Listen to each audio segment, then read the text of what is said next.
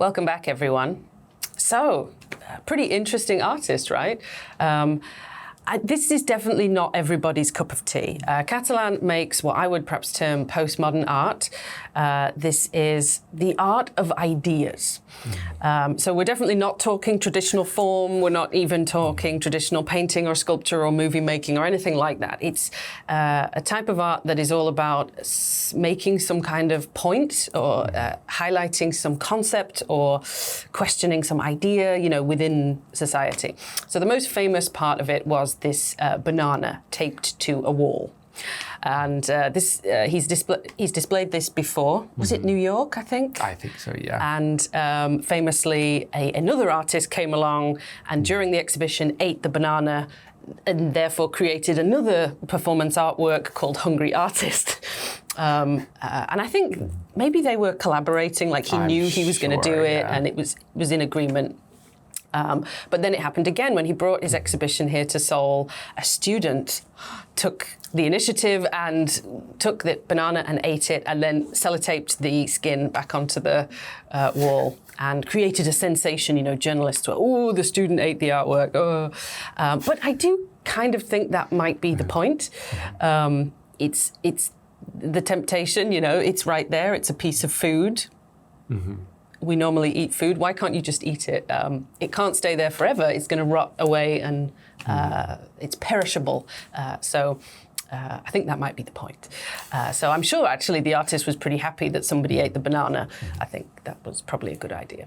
But some of his other works are pretty famous, mainly for being a bit shocking perhaps, or asking very dramatic questions. We're talking like a dead horse that has been preserved, I suppose embalmed would be the right word, and then hung from the ceiling.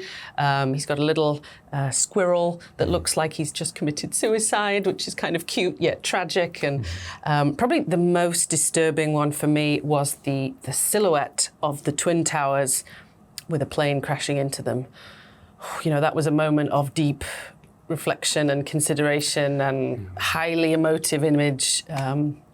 So yes, it might not be everybody's cup of tea, but maybe yours, John. We were talking about dark art, and there's definitely a few dark moments in his exhibition.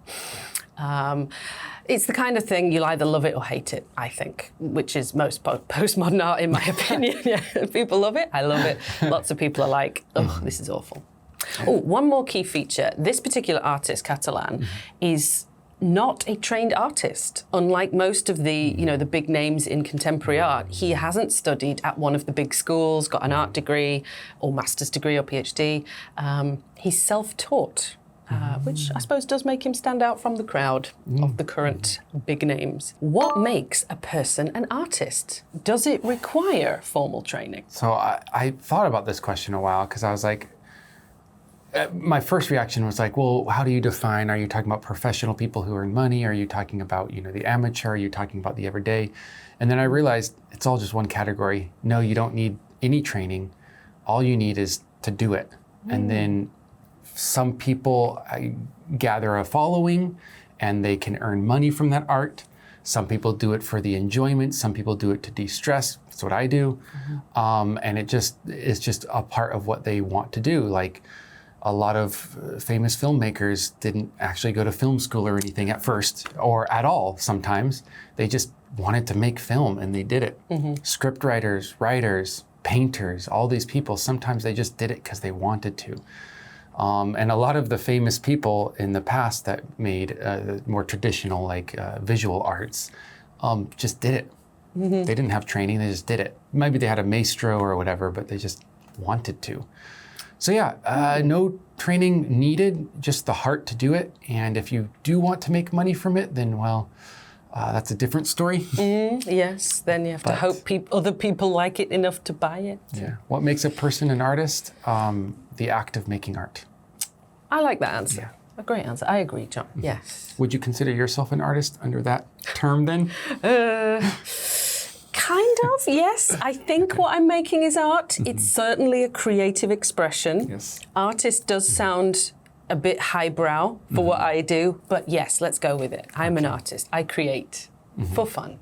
Yes, I would label you an artist as well. Oh, thank you. Yeah. Okay, well, speaking of people paying a lot of money for art, you know, this gets a lot of negative press as well. The amount of money dealers and, you know, the rich, I guess, will pay for contemporary art. You know, this banana taped to the wall sold for $120,000. It's actually cheap in the world of art. Is it quite cheap? Yes, great point. Yeah, it's bargain. What do you think about this? You know, people paying ridiculous amounts of money for art that sometimes is perishable or is, you know, temporary. Yeah, I think it's completely up to the person who has the money. Just like the people who, I know this is a hot topic, but people who invested in Bitcoin, I think it was all up to their own idea and their own volition to invest in this. They were not forced to, and it's their own responsibility. Same with art. If you buy an art piece and it devalues after buying it, like someone eats your banana art piece, then you just have to deal with it because you've bought something which has no intrinsic value. It's only value placed upon it by the public or by your own self. So it's great. Buy art all you want for whatever price you want. There is no price too high or too low for art.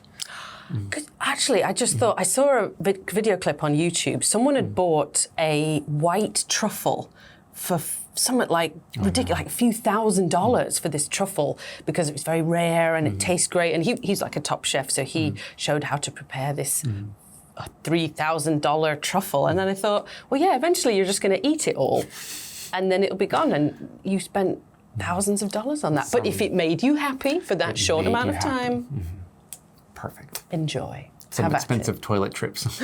Yes, my God. And it did look like a poop as well. The truffles do, don't they? Yes.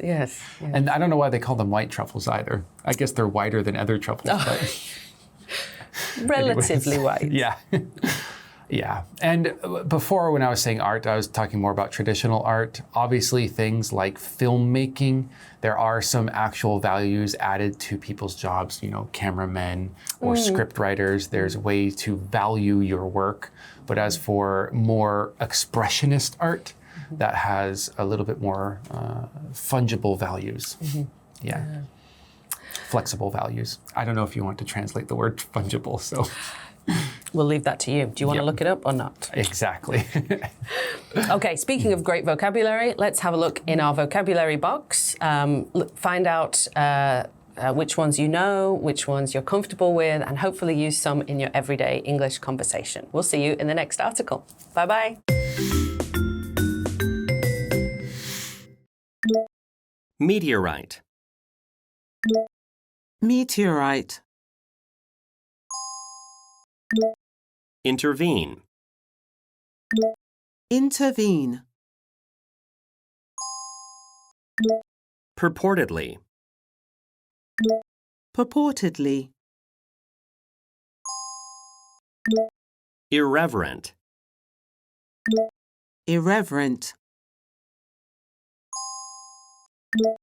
Pull a prank. Pull a prank.